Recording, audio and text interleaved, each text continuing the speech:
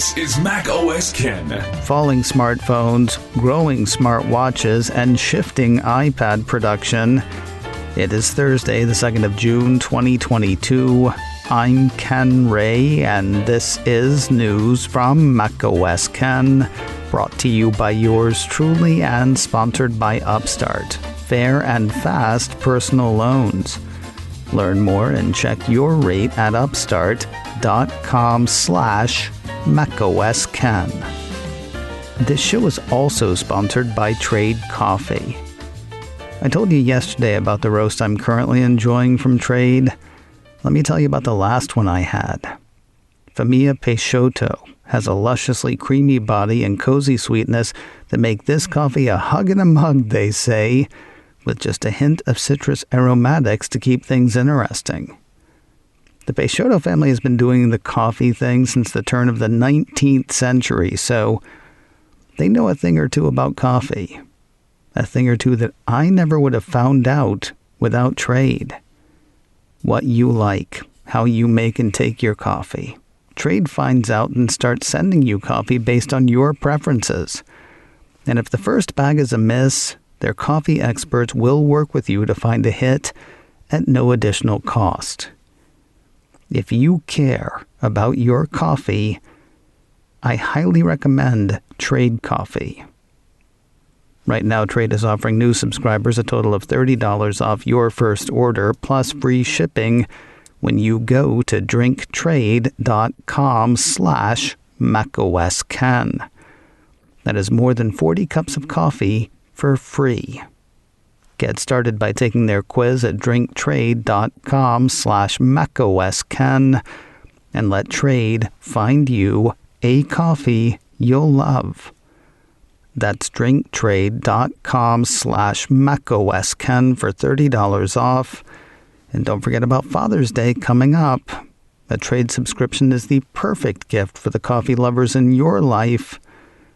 Get started today at drinktrade.com/macosken. In news that will shock no one, shipments of phones are expected to fall this year. That is the prediction of market tracker IDC, according to a piece from CNET. The report says shipments will only hit 1.31 billion units in 2022, a decline of 3.5%. Apple's virtual assistant, you know the one, hey, you. Yeah, Apple's virtual assistant tells me that as of April of 2019, the population of the planet was 7.7 billion people. You're telling me that we're going to make enough phones for 1 out of 7 people on Earth, and that's too few? I mean, at some point. An IDC analyst is quoted in the piece saying the smartphone industry is facing increasing headwinds from many fronts: weakening demand, inflation, continued geopolitical tensions, and ongoing supply chain constraints. However, the impact of the China lockdowns, which have no clear end in sight, are far greater. What does this mean for Apple? Oh, Apple's going to be fine. Better than others anyway. Earlier this week, we heard from its primary manufacturing partner, Foxconn, that they're still running full tilt, expecting a better year than they had previously. While CNET doesn't comment on Foxconn specifically, the piece does have IDC indicating that iPhones will be least affected by the shortage due to Apple having greater control over its supply chain and because its higher-end phone customers are less affected by inflation. IDC's prediction seems a bit more gloomy than one of its cohorts. Back in April, Strategy Analytics said it also expected smartphone shipments to shrink, but only by 2%. That was before Shanghai's seemingly endless series of lockdowns, though. Reasons cited by Strategy Analytics included geopolitical issues, component shortages, price inflation, exchange rate volatility, and COVID disruption, according to the report. Apple is still tops in smartwatches, even more so than last year, according to new numbers from Counterpoint research. For the March quarter, smartwatch shipments across the board grew 13% versus the same quarter a year earlier. That growth came primarily from 3 manufacturers. Fourth place, Xiaomi, which grew its smartwatch shipments by 69%. Second place, Samsung, which grew its shipments by 46%.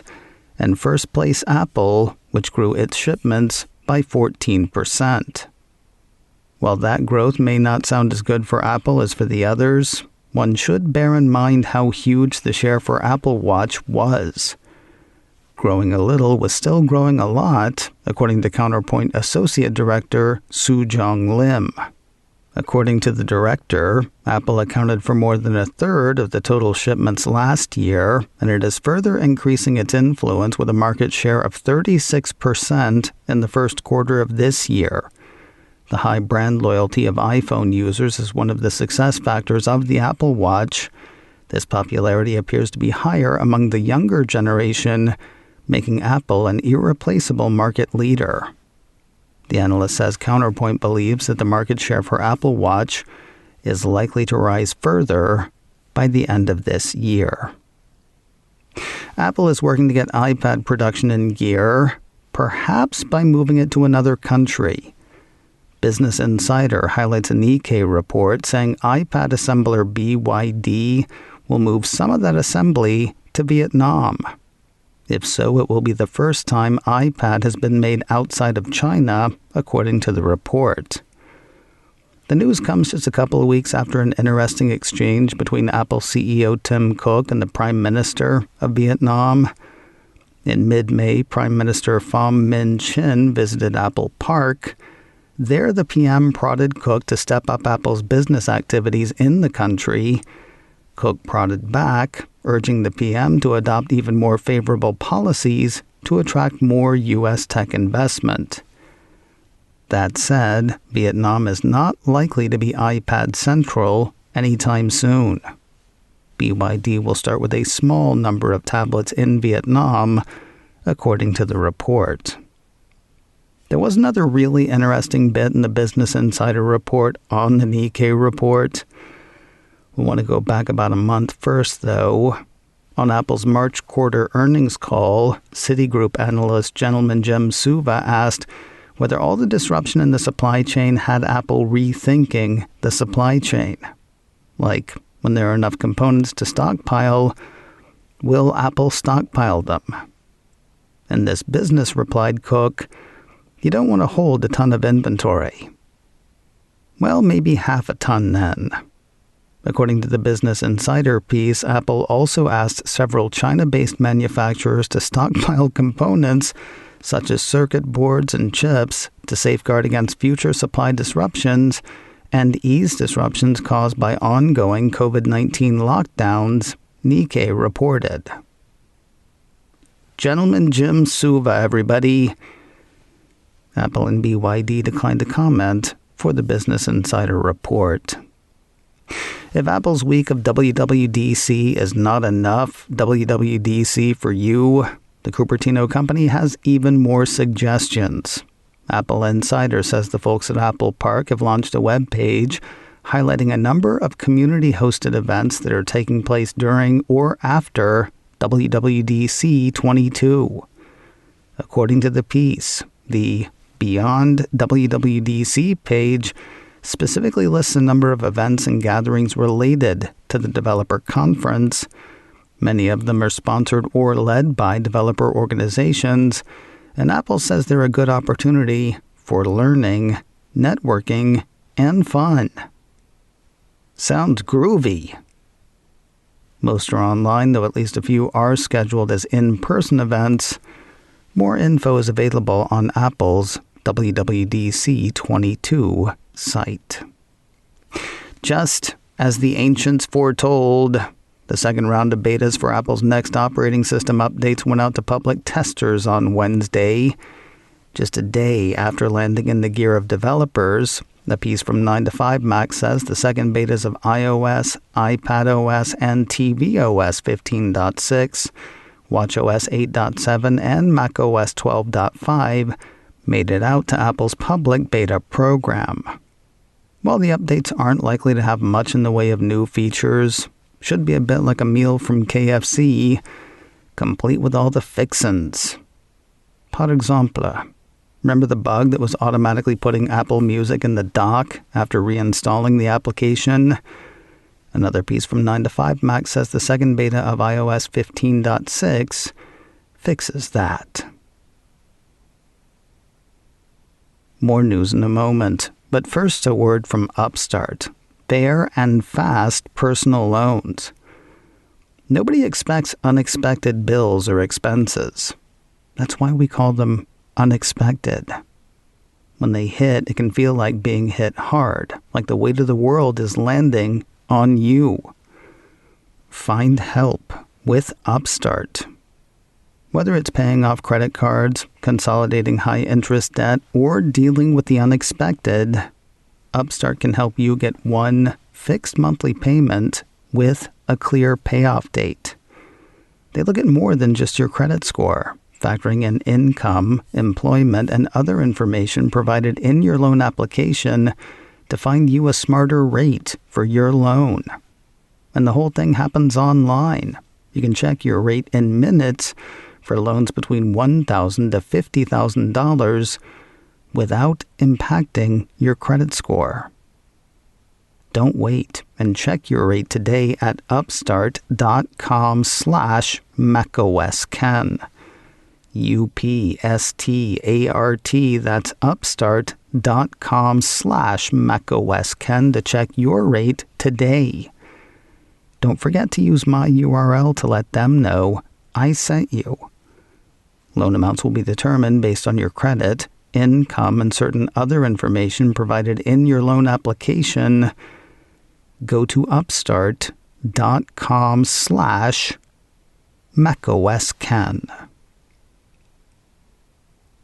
If you're a TweetDeck for Mac user, not for long. According to a piece from CNET, TweetDeck for Mac will no longer be available after the 1st of July, Twitter tweeted Wednesday. The popular app for Mac computers allows Twitter users to view multiple columns of tweets on a single screen. In a Twitter post from the TweetDeck account, the company said, "We're saying goodbye to TweetDeck for the Mac app to focus on making TweetDeck even better and testing our new preview. July 1st is the last day it will be available. You can still use TweetDeck on web, and more invites to try the preview will be rolling out over the next few months." I will say killing the Mac app that I have used for Twitter for years will go a long way to limiting my time on Twitter, so thanks, I guess. If you live your life split between Apple and Google, your worlds got a little bit closer this week. A piece from the Mac Observer says the search and ads behemoth has made the Google TV app available in the App Store for iOS. According to the piece, users will be able to let the Google TV app know which streaming apps they subscribe to. This enables the chance for suggestions all in one place. This will be based on what users have watched and what interests them to make finding content easier. Information I'm sure Google will just forget right away. Sounds kind of ghastly to me, but if you're into it, the app is available now in the App Store. Apple Music is operating with a seriously global view these days. We heard earlier this week about the promotional push for the Korean pop band BTS on the radio station Apple Music One. Now the company is increasing its focus on Latin music. According to a piece from Apple Insider, Apple has created and filled a new executive position overseeing Latin music business on Apple Music, suggesting that the company is looking to gain a stronger foothold in the market. Of course, they would want somebody with experience. Somebody like record executive Juan Paz. Paz will serve as global head of Apple's Latin music business, overseeing partnerships and working with new talent, media companies, creative agencies, and other industry players, according to the report. Cruising his CV, the piece says Paz served as a digital executive at record label ADA, where he launched the company's Latin division and was named managing director in 2020. Before that, Paz worked in digital marketing for Sony's U.S. Latin and Latin Iberia regions. And finally today, we knew about a second season of Slow Horses, but turns out there are at least 2 more in the offing as well. The finale of Season 1 ended with a trailer for Season 2. Now Apple has issued a press release announcing orders for Seasons 3 and 4. Describing the series, Apple says Slow Horses is a darkly humorous espionage drama that follows a dysfunctional team of British intelligence agents who serve in a dumping ground department of MI5 known unaffectionately as Slough House. Based on a series of novels by Mick Herron, the release says Season 3 will see the disgraced spies work together to foil a rogue agent when one of their own is kidnapped. Season 4 opens with a bombing that detonates personal secrets, rocking the already unstable foundations of Slough House. No word on when any of the next 3 seasons will hit the screen. macOS Ken, brought to you by me and sponsored by Trade Coffee. Get $30 off your first order plus free shipping at drinktrade.com/macOSken. This show is also sponsored by Upstart, fair and fast personal loans. Learn more and check your rate at upstart.com/macOSken. Advertising handled by Backbeat Media. Online at backbeatmedia.com. You can reach me a couple of ways. info@macosken.com or call 716-780-4080. Until next time, that is news from macOS Ken. I'm Ken Ray.